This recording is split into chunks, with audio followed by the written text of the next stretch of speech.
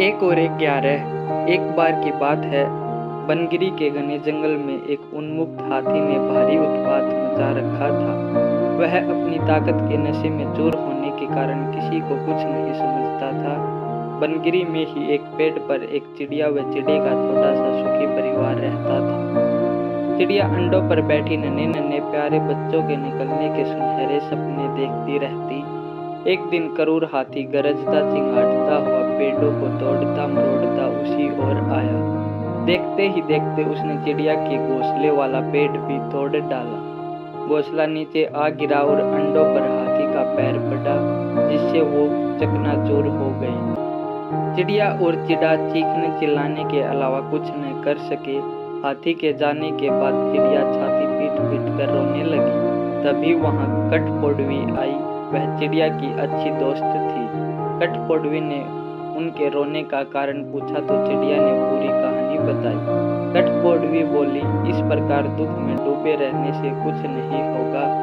उस हाथी को सबक सिखाने के लिए हमें कुछ करना होगा। चिड़िया ने निराश होकर कहा, हम छोटे मोटे जीव उस बलशाली हाथी से कैसे टक्कर ले सकते हैं। कठफोड़वी ने समझाया, एक और एक मिलकर 11 बनते हैं। हम अपनी शक्तियाँ जोड़ेंगे।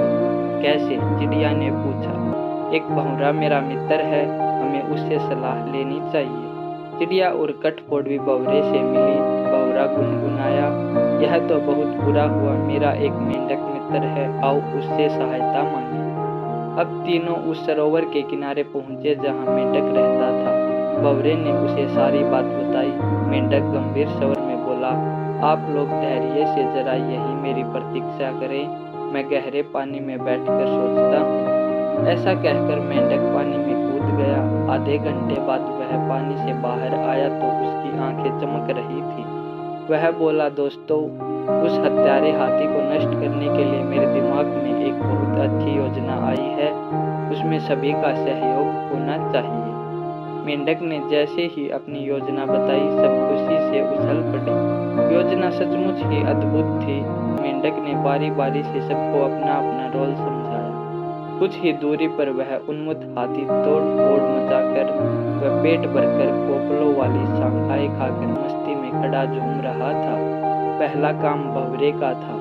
वह हाथी के कान के पास जाकर मधुर राग गुंजाने लगा।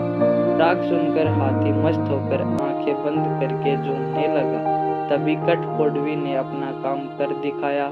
उसने अपनी सुई जैसी नुकीली चोंच से तेजी से हाथी की दोनों आंखें फोड़ दी। अंधा होकर हाथी तड़पता हुआ इधर उधर भागने लगा। जैसे जैसे समय बीतता जा रहा था, हाथी का गुस्सा भी बढ़ता जा रहा था। आंखों से नजर न आने के कारण ठोकरों और टक्करों से उसका शरीर जख्मी हो गया, जिससे वह और जोर से चिल्लाने लगा।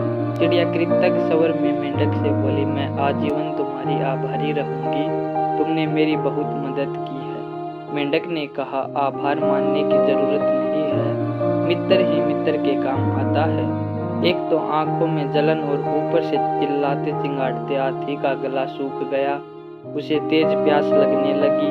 अब उसे एक ही चीज की तलाश थी, पानी।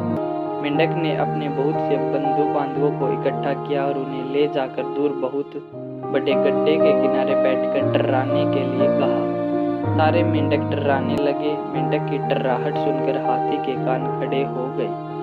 वह यह जानता था कि मेंढक पानी के पास ही रहते हैं, तो उनकी आवाज सुनकर वह उसी दिशा में चल पड़ा। टर्राहट और तेज होती जा रही थी। प्यासा हाथी और तेज भागने लगा। जैसे ही हाथी गड्ढे के निकट पहुंचा, मेंढकों ने पूरा जोर लगाकर टर्राना शुरू किया। हाथी आगे बढ़ा और विशाल पत्थर की तरह गड्ढे में गिर पड़ा और इस तरह अहंकार में डूबे हाथी का अंत हो गया। सीख, अहंकारी का देर सबेर अंत होना निश्चित है।